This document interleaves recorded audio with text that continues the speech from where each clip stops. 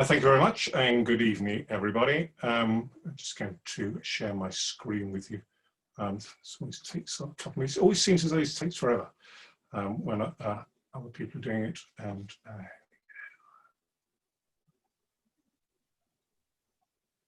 all right, I hope you can all see that.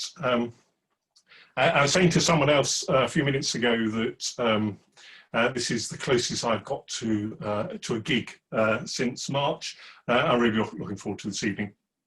So what I'm going to be doing is, in a moment, I'm going to be talking a bit about, exploring a bit about why we learn historical dance. And then I'm going to take you on a whistle-stop tour around around England to see some of the places where we have performed and try and draw out some lessons from that. So why have I chosen this subject? Well, we had Charlotte Ewart speaking for the first of our lectures. It seems an age ago now. And I remember asking her a question about working an audience, that phrase, to work an audience. And I felt she didn't know what I meant, really. And there's no reason why she should know what I meant, but it means very much to me.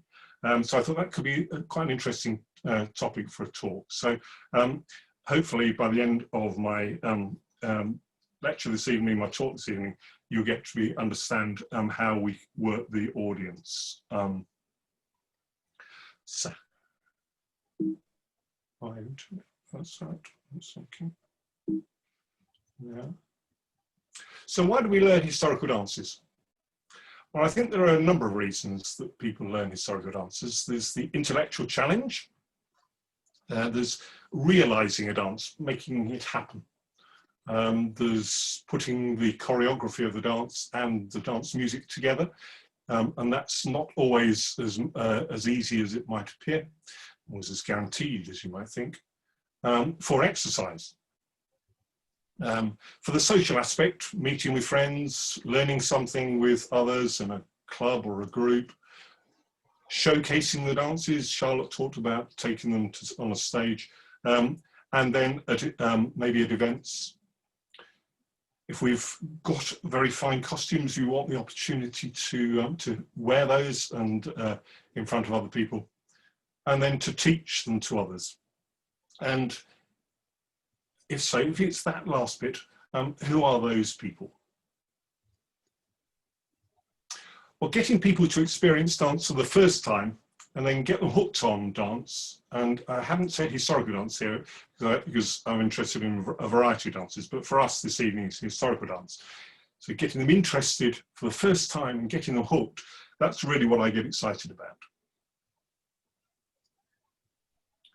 So before we get onto this particular sites, let's have a quick think about where I'm working, or I have been working. So a number of heritage locations, castles, stately homes, inside and out, festivals, historical dance festivals, folk festivals, community festivals, village festivals, revels, dinners, parties, where they want historical dance and its music as a theme, workshops.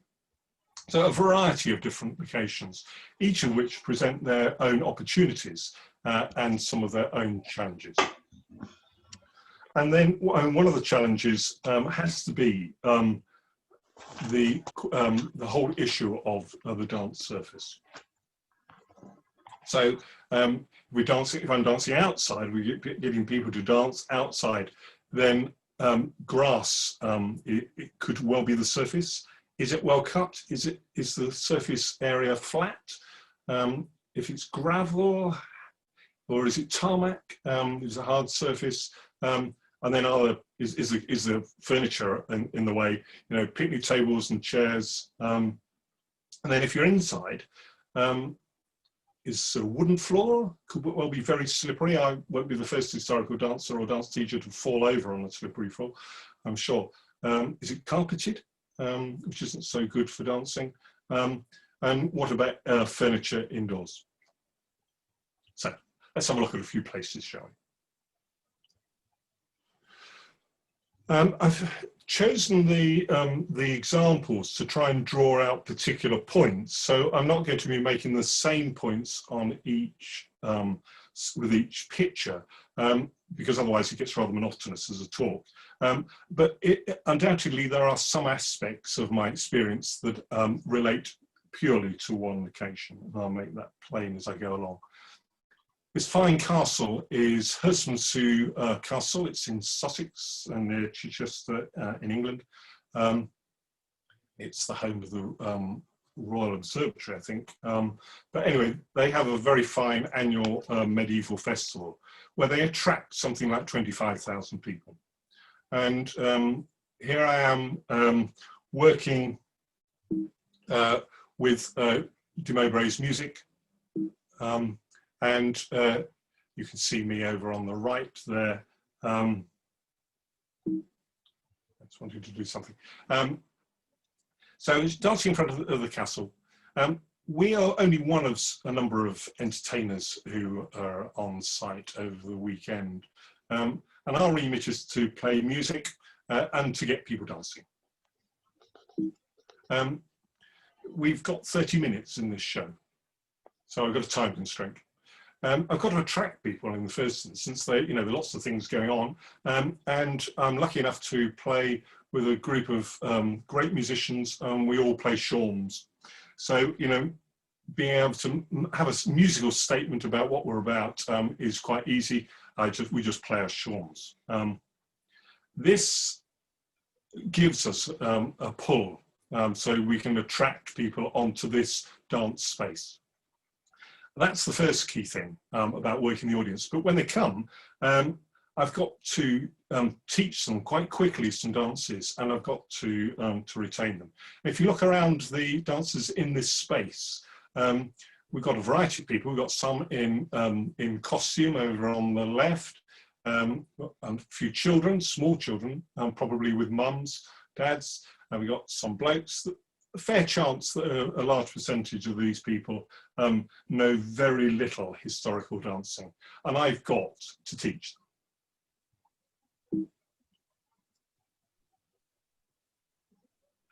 them. We move now to a location a bit closer to where I live. This is in Lincolnshire. It's at Caister. This was a village festival that they had for in celebration of there are a number of other tents. So here is an easy point to make that we're not the only show in town. We're competing to attract the attention of the people who will come to see a lot of different things. I need to be on top of my dances, so I need to know the dances that I'm going to teach. And I also need to have a good idea of what I think the people who I'm going to attract, who I don't know, will never have met until that second, what I think they can learn. And I'm trying to do these dances, same time having fun. So in this event, and in the last event, we'll be dancing dances pre-1500, the type that I think people can teach, can learn. I'm not averse to adapting dances. So for instance, if mum and dad have got a small child and the small child doesn't want to just dance with mum, then it's a couple dance. Well, we'll have 3 people dancing. It's not the end of the world. If we've got say for instance, we're doing the horse's brawl, as properly described by Arbo as a couple dance, it works perfectly well in a circle, and we just ease some of the limits so that we can have everybody enjoying it and doing the dance. The weather isn't always kind. This is the same event. It's rained, we're all inside. And you can suddenly see that we've got lots of dancers in there, lots of kids still. If you look around the circle, there are some people in costume, and you'll notice in all of the last 3 slides that there's no sign of a PA with my own voice, teaching people without the aid of a microphone, which means that the delivery has to be clear, fairly concise, and not too fast. You also see that there aren't any musicians in this shot sometimes we'll do a dance and we'll get the audience to sing the tune with us. The Branle Official's Brawl, which of course goes to Ding Dong Merry on High, it's a classically easy dance to teach like that. Back to Herstmonceux. The first year we went there, we were invited to go and get people dancing after dinner. So they'd had the medieval banquet, and our remit was to get them dancing. We got 30 minutes. So you can see on the left, we got a high table, and you can see me, that's me here. And you can see I've got a musician over here, it's Kate with the bagpipes. We came into this room before the diners did, so that we knew how much space we got. This is a high table here. How much space we got, we knew how much time we got. And those two elements are really important bits of preparation. Now, of course, at a dinner, people have been drinking. I've got to cope with the fact that people are going to be perhaps a bit boisterous. And I know from a long experience now that if I can get people up for the first dance, if I then let them go and sit down, it's struggle to get them back up again. So the trick is get them up, keep them dancing. So don't give them a chance to go and sit down, keep them on the floor and try and build extra people through seeing how much fun the others are doing. Let's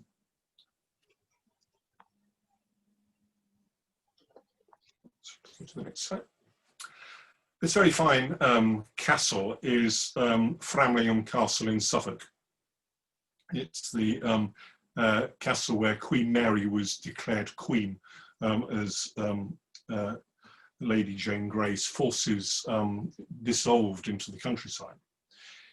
Here, the last site I was working with Kate, here I'm working with Mowbray's Musicke. This is our tent and setup here.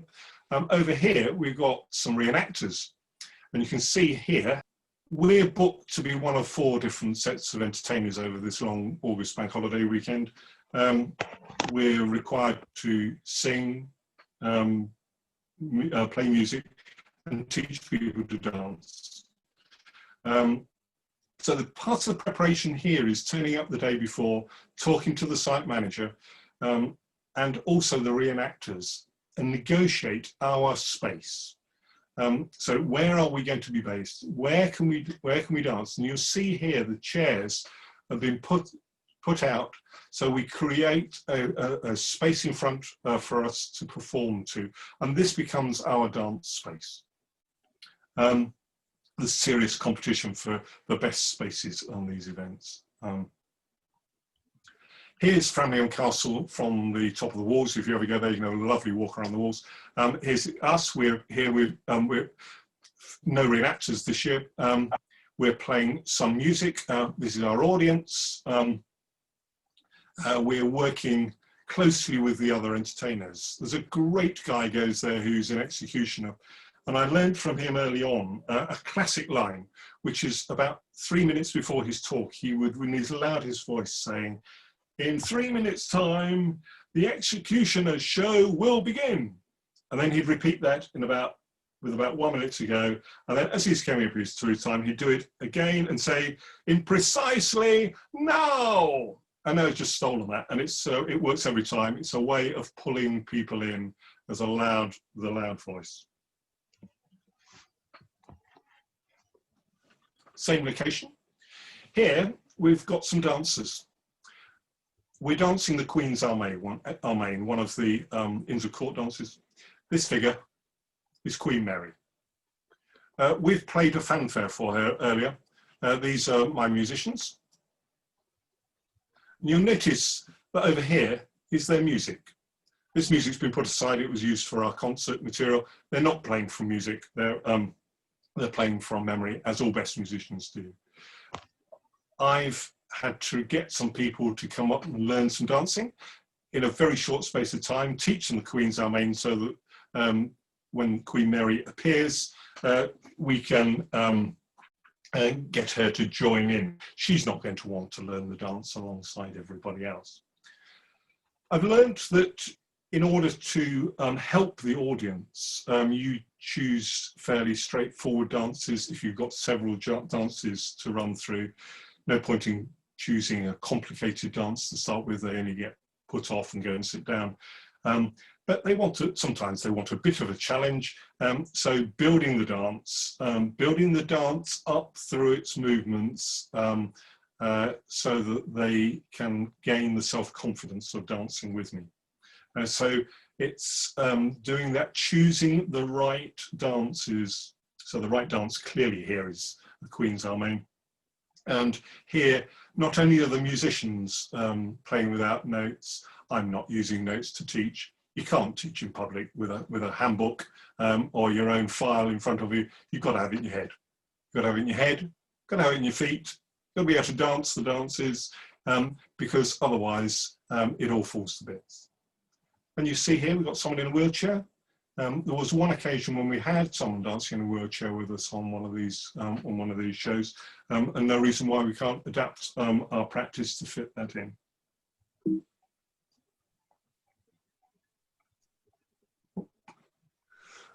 To move to the next slide. Just a moment.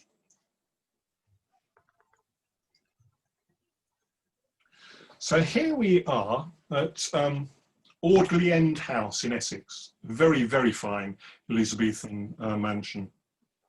And I'm teaching some dance. This is a very prestigious event that we've been booked for. It's a joust for Elizabeth, and there's a Queen Elizabeth with her horses, lots of horses. She's there with her consort. And she came up to me when we were waiting for the public to come in, and she said that she was very happy to dance.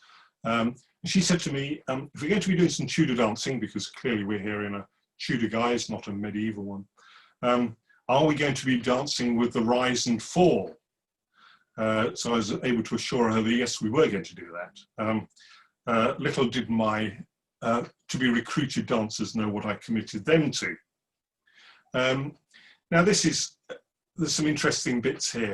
If you look at people's feet, we're dancing the Queen's Amen, by the way, here, it's for the Queen. See that here, I've got my own left foot about to come down. This person's got their left foot down, this left foot is coming, this left foot is in movement, this one has got a right foot. So the person here, dancing behind me, desperately focusing on my feet as well as listening to me, but can't quite get a feet in the right order. I can't control everything that's happening in front of me. I can only do my best to teach people and then try and guide people with a bit of calling. And not get stressed by the fact that some people might not quite get it on the day. So there's a story to do with this event.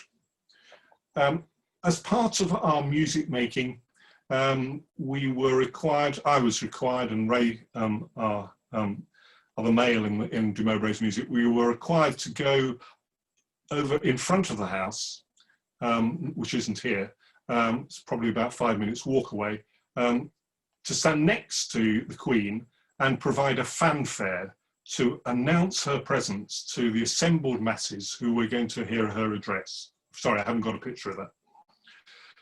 She then addressed them. We stood loyally to attention while she did this. And then she sent the people on their way. That was Ray and my clue to escape round the back and to come over to our site, which is here.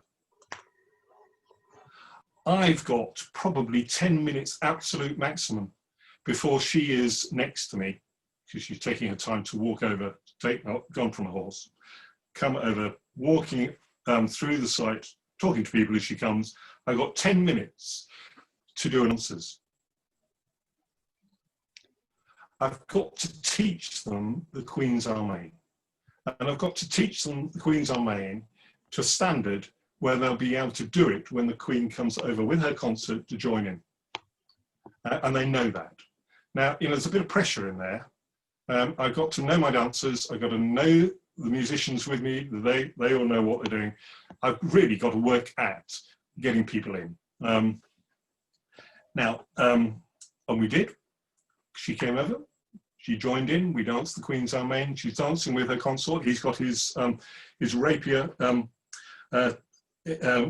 his belt. Halfway through the dance, his sword falls off on the floor.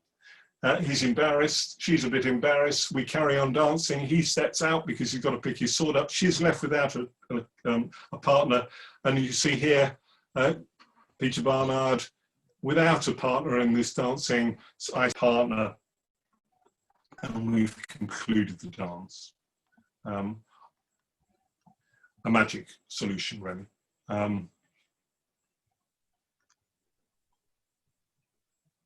Here, I'm at Cowdray Castle in Hampshire. Sadly, you can't get into it nowadays, but we went and performed there before they did. Here, this is a chance encounter. We are there. I'm sure Anne and Dave or others would recognise the dancers. So this is me over on the right playing. This is Kate and Maria Pinilla, who danced with us. And we bumped into these other people who were there for the day to dance. They didn't have a musician. And they were up for dancing, and we danced Jenny Pluck pairs all together. It was a magical moment. A similarly magical moment happened at Audley End. This is towards the end of the day. These are reenactors from the Suffolk's retinue who were on site. So they're doing reenacting. They turned out to be fantastic dancers. So here we have our musicians over here, and they're dancing with us. So stepping outside from some pictures at the moment, so think about what makes a performance, working with the public, what makes it successful.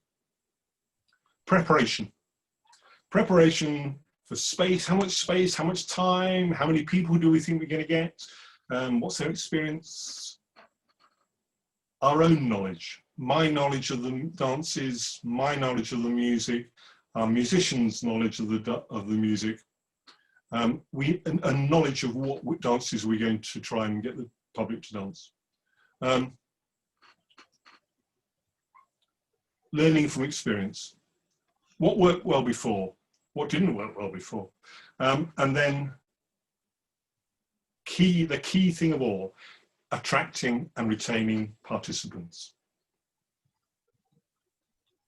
Now, if we're performing in a concert, or which we do sometimes, or we're dancing with our dance group and it's a dance display, I believe that you can be very much in control of what you're performing.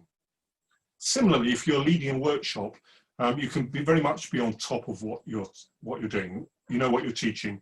You know the dimensions of the room, how many people are coming, and you can practice so that you perform to your best. Where we're working to attract, retain, teach, and retain people, and that's a very different kettle of fish. And the preparation here is all about reducing and limiting the unknowns, and particularly knowing how are we going to attract and retain dancers. So there's some differences. If you go to a concert, people at a concert or a workshop, they've chosen to attend, they've probably bought a ticket. Our people, if they come to a historical dance site for the day with the family, they've probably as much come to see the property, look around, have an ice cream, probably watch the fighting rather than learn to dance. So I've got to persuade them that's what they want to do. They may well drift in and out of our session. And as I said earlier, we may be competing with other people for these people's time. And we may well only have a limited time in which to get people up, teach them, and get them to dance. And I know that from teaching workshop environments, 10 minutes isn't normally what we get. So here, I'm in the Royal Hotel in Whitby.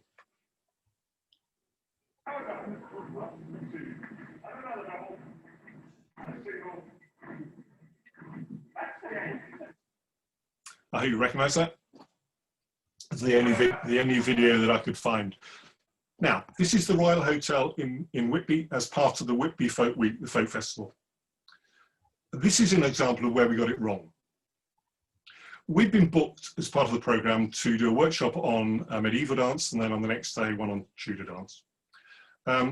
We were let into the room as the previous workshop organiser left.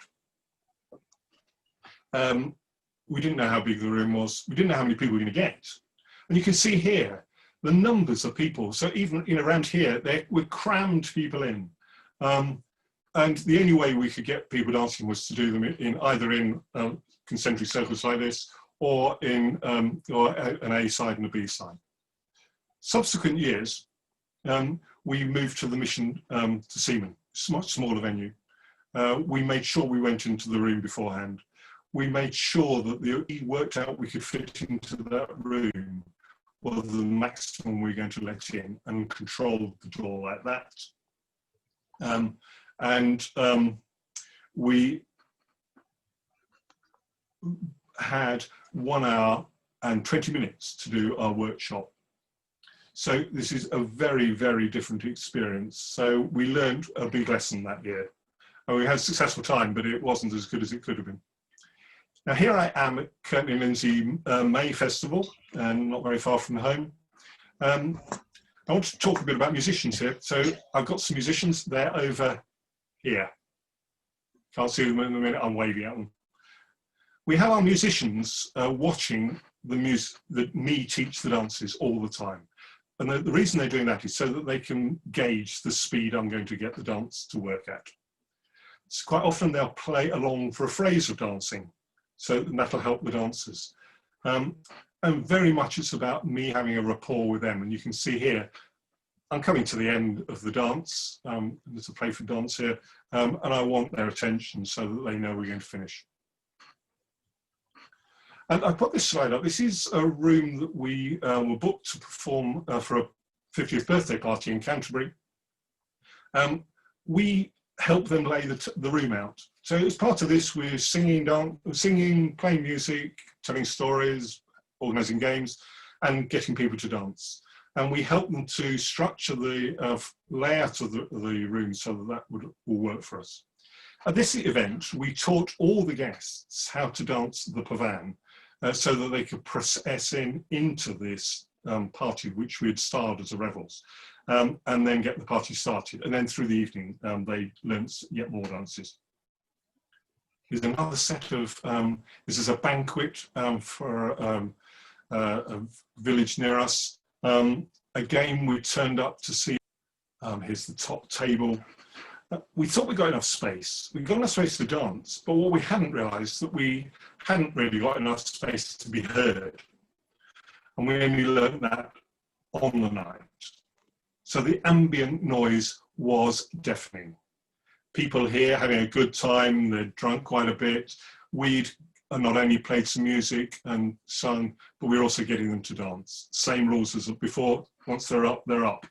And so, you know, it's one thing playing alongside a recorder or a quiet bagpipe. It's another matter playing alongside a shawm or a rasher fifer, which is going to deafen anyone. So we don't want to deafen the audience, but I need to be heard and I need the musicians to be heard. On this night, we had a great time. We had loads of people dancing, dance after dance.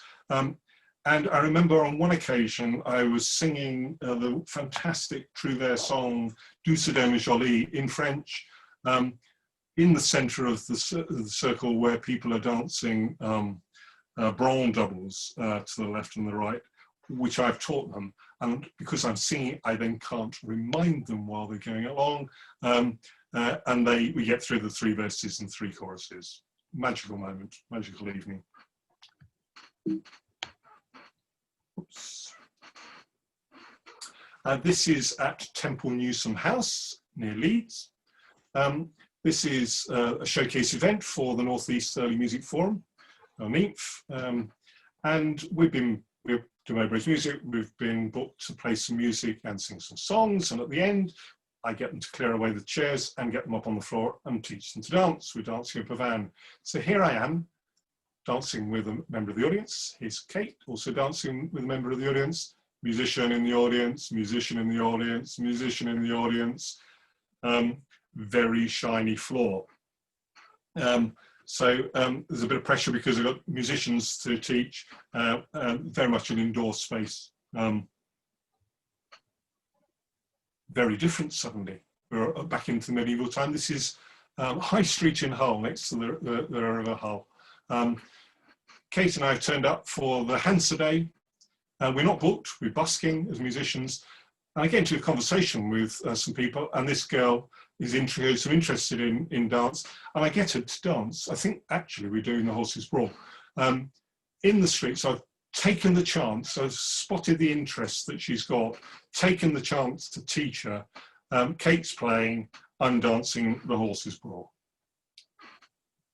And then here, one of my favourite shots, I think, this is Herstmonceux Castle after hours. So this is the bar tent. So over here, the people, drinkers, there are over here people eating their tea. You see the beer also. And we've turned up, still in kit, and thought, actually, it would be really fun to have a bit of dancing. So I've got to just first of all decide that's what we're going to do. I've got to attract some people, I've got to teach some people, and then I've got to keep teaching them. And you can see here, you know, again, we've got people, some reenactors over here, children over here. Actually, if you spot these two, they children of one of the Mowbrays. And we get them doing some dances for half an hour, 45 minutes, acoustic, on the grass, not beautiful floor here. So I often end up as the front man, as you've heard. And this is a really important role that I perform for the de Mowbrays at these events.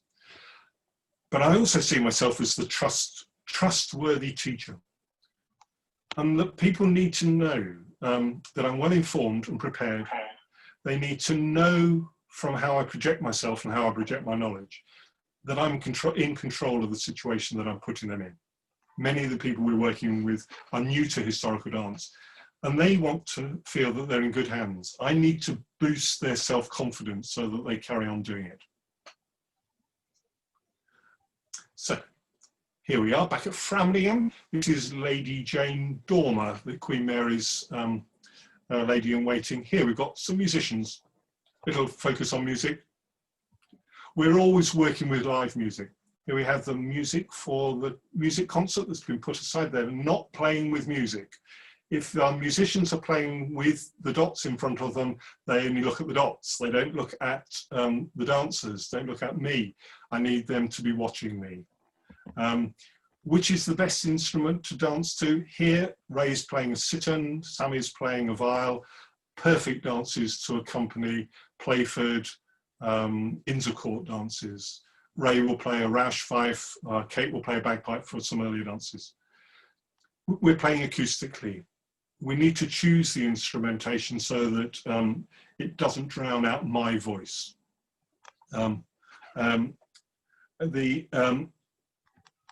Rapport between musicians and the dance teacher is critical. The musicians can't be parachuted in any more than I can be. So some people would say, well, why can't we have a PA? Because of course the PA, the sound's going to carry, I wouldn't need to shout. Some serious disadvantages though. There's the whole issue of setting up and taking it down.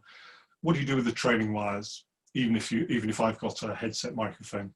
There's the difficulty of feedback. How do you balance some of these instruments? The whole thing is very inflexible. We often have our musicians moving away from the head of a set into the middle of a circle to accompany dance. Of course, you know, it's not historically accurate.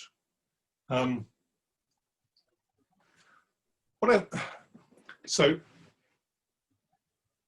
what happens if people don't want to join in? Well, we've always got up our sleeve the fact that we can showcase a dance. Here I'm dancing a galliard, we can dance a few dances and showcase those. We can always sing and dance. It's not very often that we get people like that.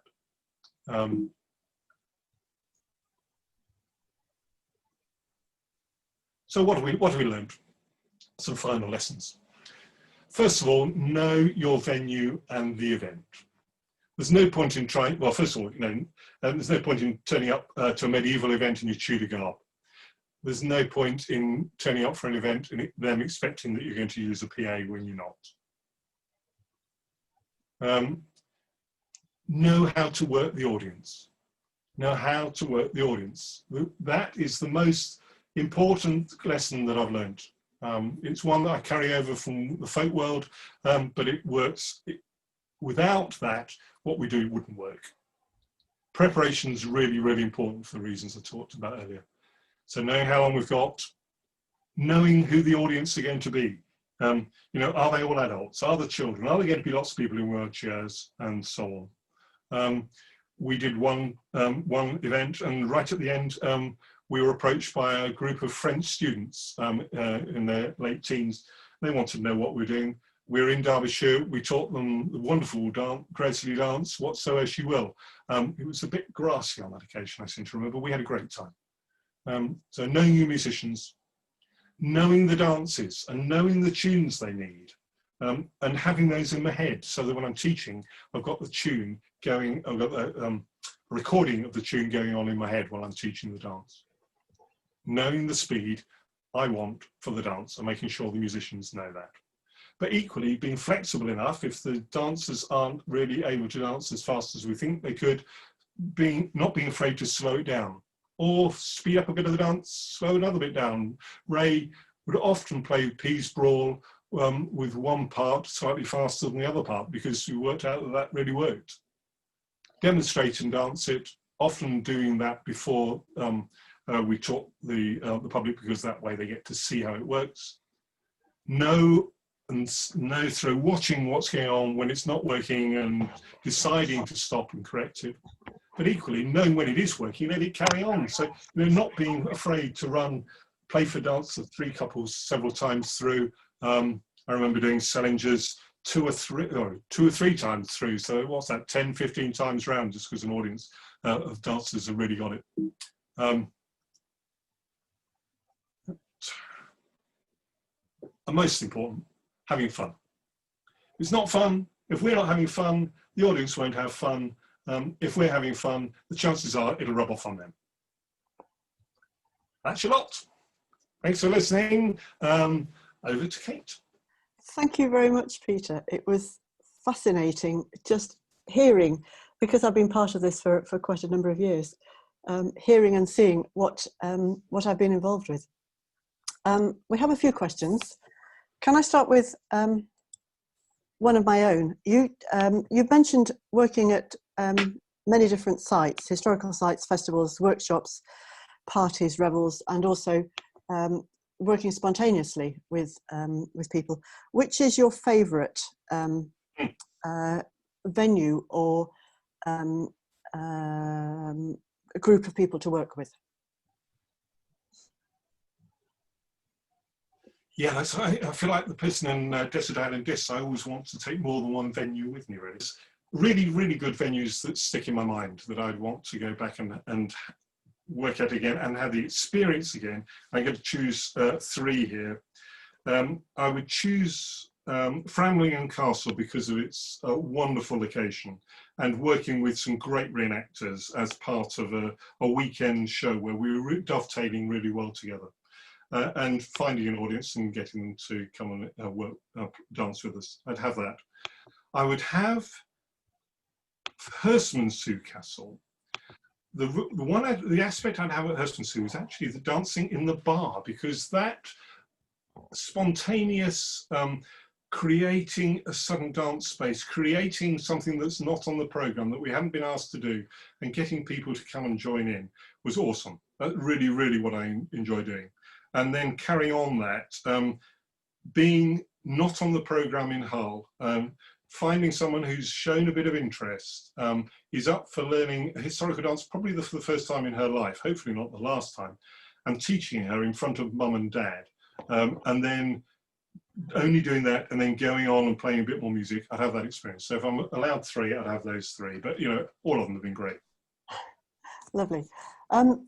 Carl asks, what got you into this line of work? Okay, so I didn't do this at the start of my talk, but a hybrid beast, really. So I'm a musician, so I'm really a dance musician. I like playing for dancing. I like playing for dancing for historical dance. I like playing for folk dance, social folk dance. I like playing for folk dance in France, and so on. And I've called for, taught dance in a folk context for the last 40 years.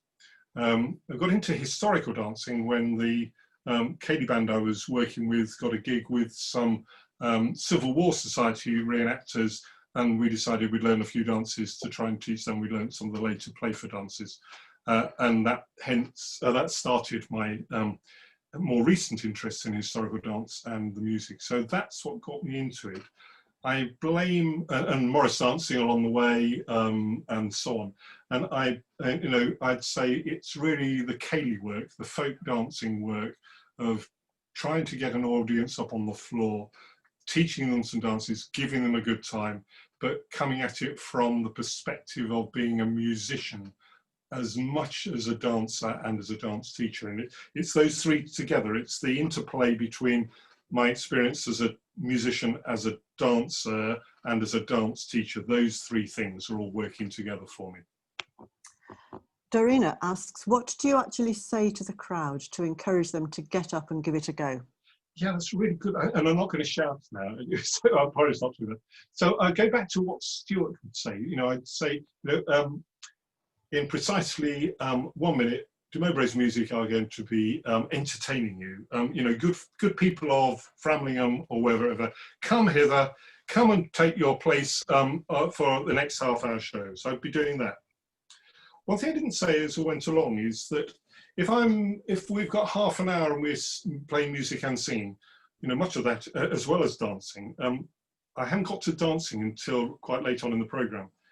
And one of the things I would often do to get the audience warmed up is to get them singing and do some singing with me.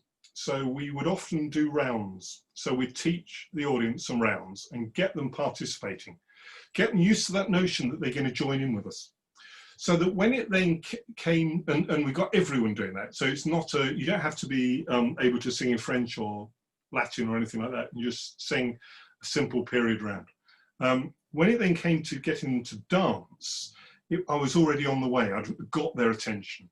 I got their interest. So come on have a dance. Now, I was able also to call on other members of the band who would, if numbers were looking a bit thin, they might go around and try and persuade people. But I would happily, point out, come on, Mrs. Bring your daughter along, bring your husband. This is dancing for men as well as for women and children. But if we didn't get very many, we just go with how many we got. There's no point in flogging it. But give those people a really good time. And then if we're going to do another dance, hold those people on the floor. You can do the old folk trick of the folk dance trick of splitting couples up and get them to go and find another member in the audience, each find them someone to bring back. Or I just hold them on the floor, and then you've had a great time watching these people. Come and join in. You see how easy it is, how much fun it is. So it's that. I'd be saying those things.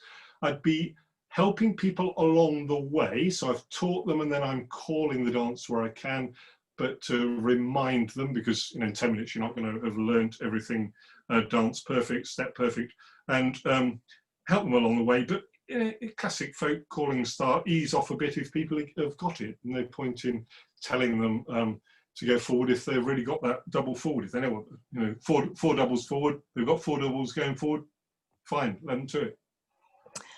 Alison asks, do you have many other dancers with you? And as a secondary to that, do you display dancers to the visitors before they join in? Okay, Kate is a member of Mowbray's music with me. We dance together.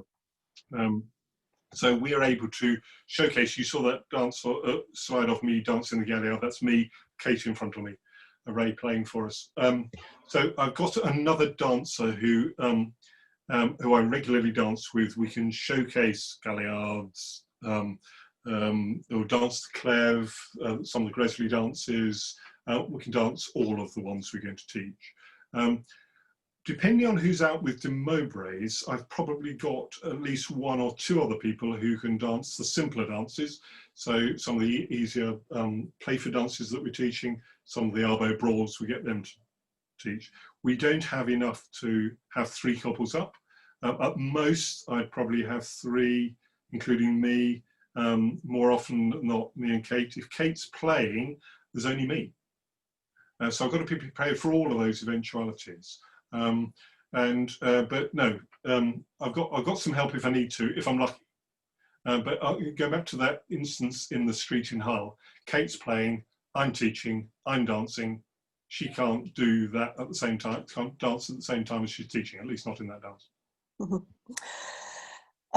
There's a little comment from Talitha here. Norman Kennedy has a great line when trying to get people to sing along, which is, you've paid your money, you might as well enjoy yourselves. Exactly. Which I quite like. I like that too. Right, Anne Day asks, do you work any historical context information into the activities? Oh, thank you. Yes, thank you. That's a great question. Thanks, Anne. When we're, the answer is yes. So we're giving, this is about trying to create some proportionality in what I'm delivering.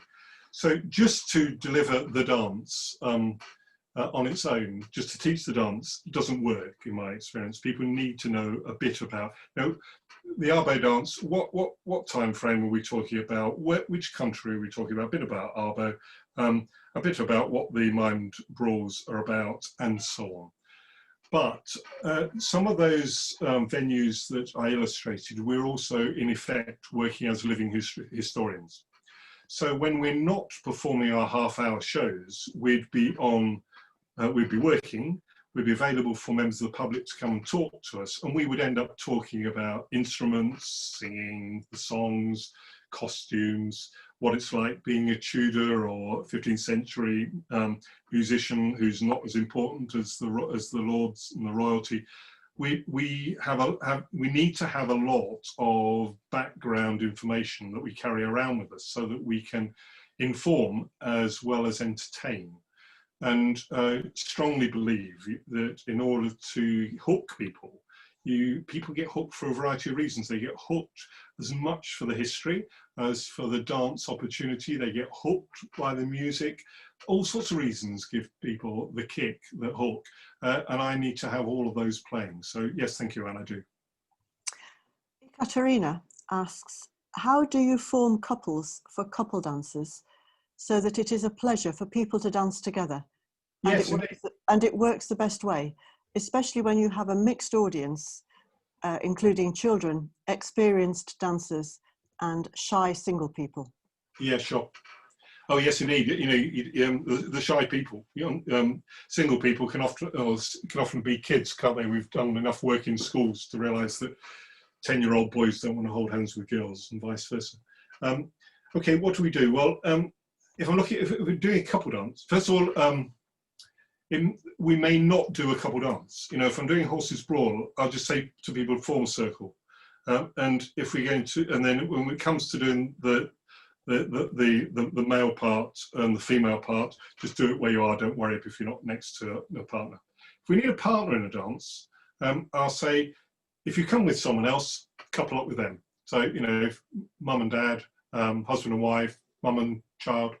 If you haven't got a partner, look to the people either side of you, see if they haven't. If you really want, I'll help. If I've got 17 people dancing and it's a couple dance, then I'll go and dance. I'll dance and teach it and dance at the same time. Kate will often fill in, so we'll make sure that everyone who wants to dance has that opportunity. The shy people will look after people. I'm not worried if historically I'm not worried if boys are dancing with boys, girls are dancing with girls. If there are people who are really experienced, I'd encourage them, if they're a couple, to split up so that they could look after other people. Yes, all of those things need to be in my armory of social and emotional awareness on the day. Right at the beginning of the questions, there was quite a lot of questions, really about what did you say about the wheelchair? Sure. Is it possible to adapt a dance to include a wheelchair user? Maybe you could just elaborate on that a little Yeah, more, sure. please. So I've got quite a. I said to Kate that I wouldn't tell this story, but I will.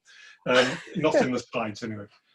So I've got quite a lot of experience of working in a folk dance context with people in wheelchairs. I've played for gigs where it was just for people in wheelchairs, and they would dance with electric wheelchairs. So I'm not fazed by someone turning up with a wheelchair. I'm not fazed by someone being pushed by someone in a wheelchair. And I'm not fazed by someone being pushed and having a child hanging onto the handle. So yes, there are ways in which you can adapt to create the movement.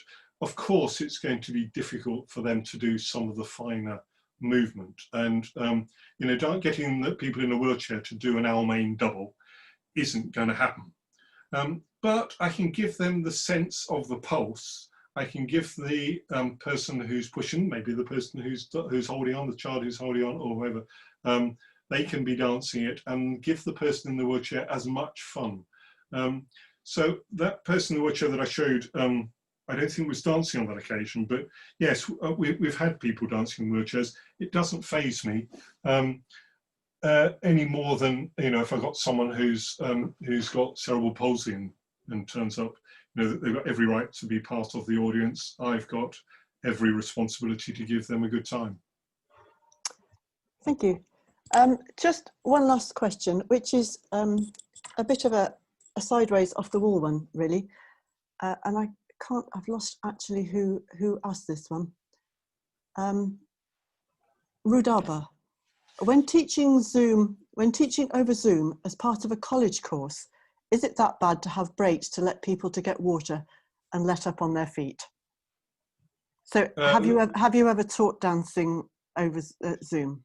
I haven't, I don't think. I've been part of other people's dancing. I think the short answer is absolutely have a break. We can, how long, if you're a university lecturer, you're a teacher, you know how long students can concentrate for. There's a limited period. You need to give people a break. We will be organising, this is a trailer for everybody out there, on the 7th and 8th of November, we'll be running a weekend of Play for Dance. And if we've got some workshop activity there, you'll need a break. But whether we have or not, we will be having a comfort break between each speaker. Gives everyone a chance to stretch their legs, it gives you a chance to get a drink, go for a wee, or whatever. And that is really important on Zoom. I'm really conscious that in this fantastic platform that we've all landed on through lockdown, nonetheless, it does make you concentrate really hard, and it's a different experience from standing in front of people. No, you need a break. You do need a break. Okay, have you time for one more? One more final question, yes. One more has just appeared at the bottom. I haven't even read through it yet. Laura asks, on the presumption that two people who don't know anything can't help each other, in my Regency dances, which is actually out of our area of expertise, sure. In my Regency dances, I try to pair up beginners with experienced partners. If two newcomers insist on dancing together, I'll allow it only for the walkthrough and then assign them an experienced partner. What's your view on that? Yes, no, I can see the advantage of that. I think it goes back a bit to the point I was making probably at the end, which is about knowing your audience. If you've got an audience of experienced dancers, you need to work to their level. Now, I've run workshops with Kate, and I've run workshops at Whitby for historical dance, where we get historical dancers in, but they're among other people who are good folk dancers, but not necessarily historical dancers. Similarly, we've run workshops for historical dancers, and you need to be working at a different level if people have got that experience. If people have no experience, you're working at that level. When they're working together, it becomes slightly more awkward, I think. And there is a call to be made. But I think this is about being open and honest when you're presenting the event for people to book onto. So if it is for beginners, those people who are experienced need to understand that their job is to help the novices. If it is for experienced people, the people who are novices need to know it's going to be a bit of a hard ride, and that they probably need to be helped. But I think I would agree with the dancing with someone who's experienced, if you're a novice to start with. But I think my gut feeling is that when you get to the dance, if you've got that mixture of people, I think the experienced people owe it to the new people to help them out when it comes to reel in the dance. I want to go back here to, why are we doing historical dancing? If we're dancing historical dances for ourselves, then historical dancing will die out. It will only succeed if we're able to reach out to people and persuade them how fantastically good fun it is. And in order to do that, we need to remember, those of us who've got experience, and I've realised that in an audience of however many of us there are this evening, there are people with many, many years of experience in historical dancing. We need to remember what it was like on the first day that we ever encountered historical dancing, and how we got past that nervousness of joining in. Because that's the feeling these newbies have got. If we forget that experience, we'll never get them to day 2. If they never get to day 2, historical dancing will die out, and the world will be the poorer for it. The Historical Dance Society will have failed in its remit, to my view. Our job is to help people. And then when people become confident to do it on their own, sure, go and dance to the dance club, go and display it, dance with your mates, and have a really good time. But don't forget what it's like being a newcomer, and never ever leave people to flounder as a newcomer, because they will never come back. The self-confidence will be dashed, and you'll never win them back, either on the day or later. Thank you, Peter. I want to, somebody has just put on the bottom, well said, Peter, our greatest pleasure is helping others. And I would like to say on behalf of everybody, and to echo the first message that was up here, thank you, Peter. Thank you very much. Thank you very much. Right, I'm going to steal the ending of the talk just a moment. Thank you very much to Richard and to Kate, particularly Kate, who stepped in at the last moment. Did a great job wrapping it up. It's my job to encourage you to come back next week. Next week we have a fantastic speaker. I'll tell you a bit about him in a moment. Before we get to that, if you are a member of the Historical Dance Society, you will be getting my weekly blog tomorrow, which, fingers crossed, will include the link to this talk so that you'll be able to watch it again at your leisure. All of the talks in this fantastic series reside on our YouTube channel, along with dance tutorials. Or access to all those is free. A big thanks again to Anne Smithies for doing the great work, because unbeknown to all of you, when I press end this evening, she will go off and edit this talk before it gets released to YouTube. If you're not a member of the Historical Dance Society, maybe you'd like to think about joining. You go to our website, and it doesn't cost an arm and a leg to join us. We'd be delighted to have you as a member.